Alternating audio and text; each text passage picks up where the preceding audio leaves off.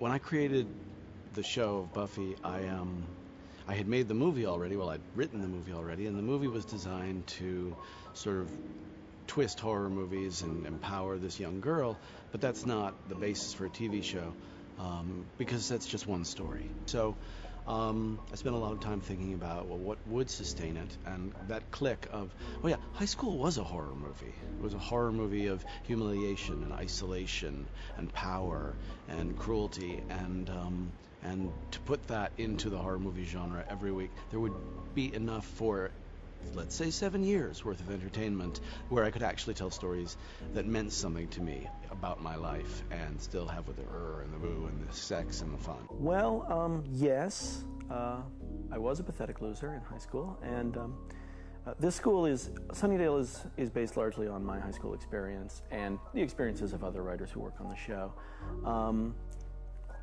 I attended a school, in New York for several years, Riverdale, where I underwent many humiliations and much anxiety, and that finds its way in the series. Casting Buffy was extremely difficult. Sarah came in to read for the part of Cordelia and actually got the part, and it was the network who said, well, she's wonderful, why don't we see if she can do Buffy? And the moment she read for it, it was clear that, we'd found her. You are always writing for only yourself and everybody in the world. Those are the only two people that you care about. And it's absolutely for me.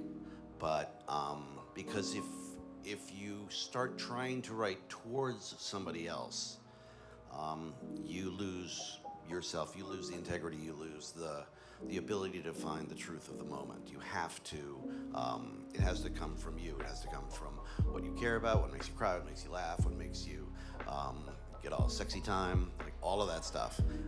We had certain rules about making vampires that we imposed on ourselves. I wanted them to look monstrous, so that when Buffy killed them, we didn't feel this was a girl just killing people. I felt uncomfortable with that. I wanted to say, these are demons. At the same time, you want them to look normal, so you can wonder, is that guy a vampire? So we could hide the truth about Angel.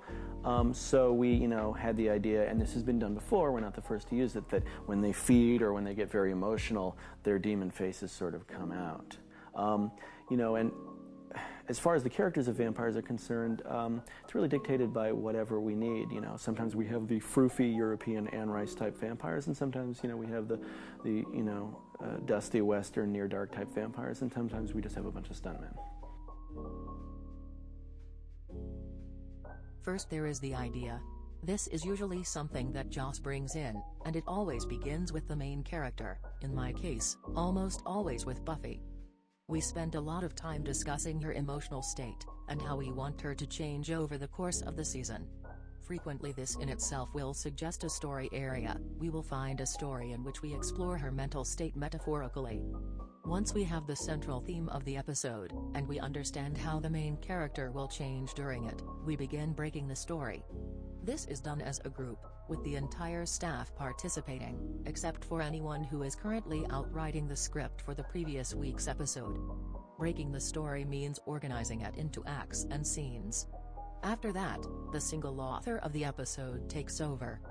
She takes the broken story and turns it into an outline. It clarifies the attitudes of the characters, the order in which events happen within scenes, and often includes sample dialogue and jokes. Buffy was an incredibly difficult part to cast because you really need a character actress in the body of a leading lady, and that's harder to find than you might expect. Sarah came in, she was beautiful, she was accomplished, she actually had taken some Taekwondo, which didn't hurt, but the most important thing is she found the humor in it. She was very light and very engaging and very funny, but at the same time she brought a lot of intelligence to it, which is something Buffy needs. If she's just a bimbo, eventually you lose interest, but Sarah could be as quirky and silly as Buffy needs to be, but at the same time bring real depth and intelligence to what she's going through. Well, a Buffyism is basically just an odd way of speaking. People often quote the sort of things that people say, but we don't have a lot of phrases that we like to use. Basically, it's not about creating a word that all the kids are going to go out and say. It's more about just sort of twisting the English language until it cries out in pain. I love language, and I love playing with the way people talk and their cadences. And you know, the thing about trying to create hip, fresh teen speak is that by the time you get it on the air, it's over. You can't say what the teens are saying because they're not saying it anymore. And you know, 40,000 sitcoms of guys going, well, that's whack. And you know, for 3 years after people had stopped saying it, were just embarrassing. So I knew when I wrote the movie, I tried to listen to teenagers to see what they talk like, and they all talked like Heathers. So that was useless to me. So I said, oh, I'll just create a way of speaking.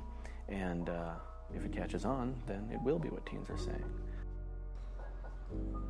I don't think I have a least favorite. I really don't. I think if I went back and watched them, I'd go, well, in the first season we had 12 episodes and we were finding our way, and you know, some of the stuff wasn't in place. And it was kind of baby steps a little bit.